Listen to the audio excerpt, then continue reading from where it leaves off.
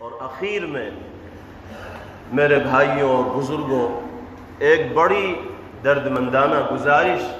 میں آپ کے درمیان کرنا چاہتا ہوں۔ اس وقت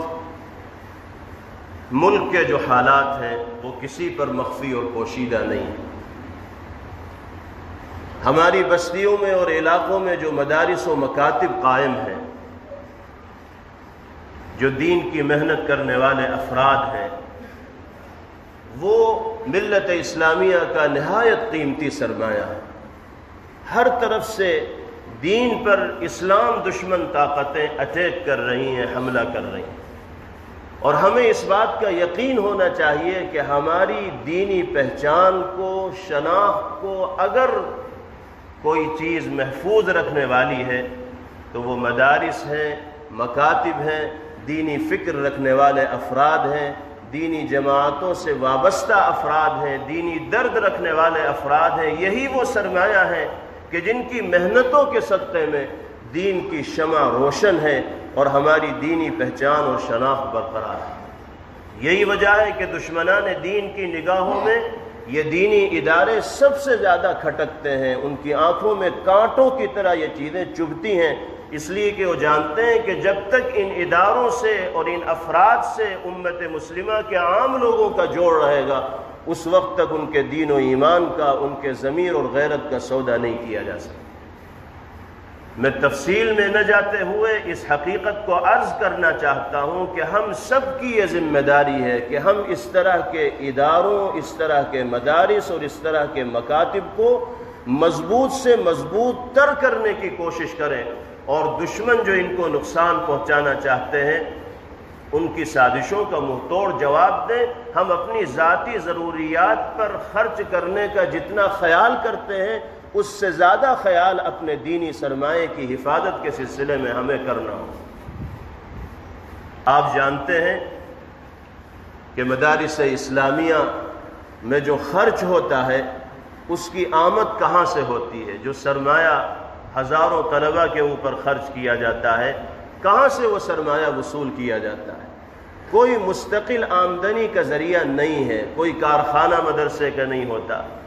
کوئی فرم مدرسے کی نہیں ہوتی، یا اور مستقل آمدنی کی کوئی چیز مدرسے کی نہیں ہوتی۔ مختلف مواقع پر آپ جیسے غیور مسلمانوں کے تعاون سے اللہ تعالیٰ اس نظام کو چلاتے ہیں۔ ہمیں اور آپ کو اللہ ذریعہ بنا رہے ہیں اپنے نظام کو چلانے کے لیے، اگرچہ اللہ ذرہ برابر بھی محتاج نہیں ہمارے اور آپ۔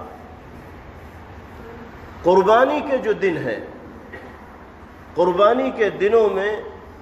قربانی کے جانوروں کی کھالوں کے ذریعے اچھی خاصی رقم مدارس میں جمع ہوتی ہے، اور وہ مدرسوں کے بجٹ کا ایک بڑا حصہ ہوتی ہے۔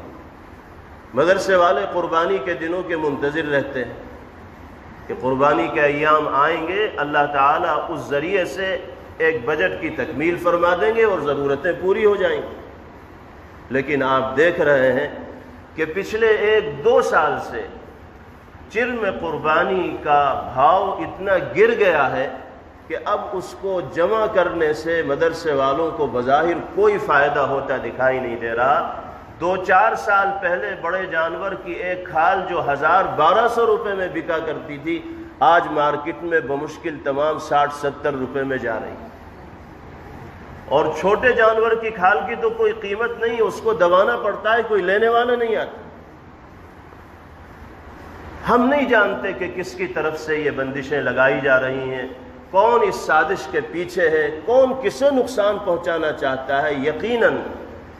پچھلے سال مدارس میں اس سلسلے میں جو محنت ہوئی اور قربانی کی کھالوں کو جمع کیا گیا، تو اکثر مدارس والوں کے ہاں سے کارگزاری یہ سامنے آئی کہ جتنا خرچہ قربانی کے عمل پر ہمارے یہاں سے ہوا ہے اتنی وصولیابی بھی نہیں ہو سکی۔ 3 دن مدرسے والے عید کو بھلا کر اسی کام میں لگے رہتے ہیں، صرف اس لیے کہ ایک رقم جمع ہو جائے اور اس کے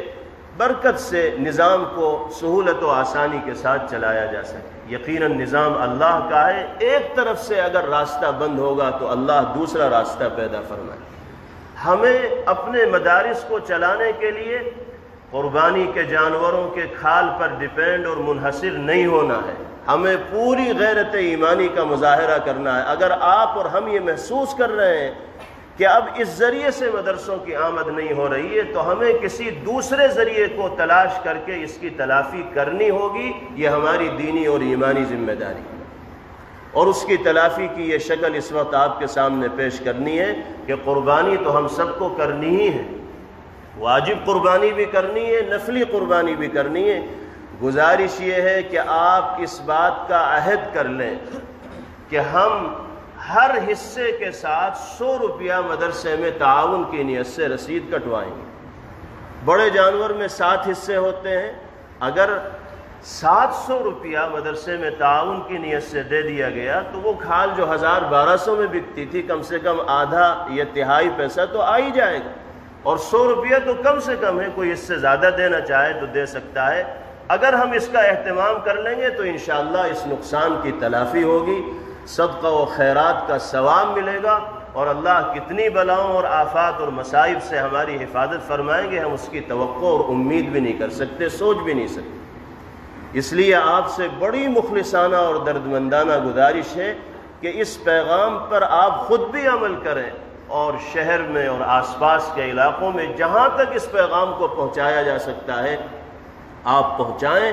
اور ان مشکل حالات میں اپنے مدارس و مکاتب کے لیے اور دینی اداروں کے لیے مضبوط پناہ گاہ بن کر کھڑے ہوں، ان کی پوری پشت پناہی کریں، ان اداروں کو کمزور نہ ہونے دیں، اس لیے کہ سچائی یہ ہے کہ انہی کی خدمات کے ذریعے اللہ تعالیٰ نے دین کی یہ پہچان ہمارے علاقوں کے اندر باقی رکھی ہوئی۔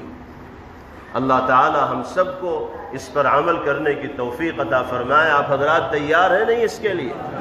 انشاءاللہ سب ایک حصے کے ساتھ کم سے کم 100 روپے ضرور دیں گے انشاءاللہ، اور سب کا مزاج یہی بنائیں، اس پر سب کو تیار کریں۔ اللہ عمل کی توفیق نصیب فرمائے۔ وآخر دعوانا ان الحمد للہ رب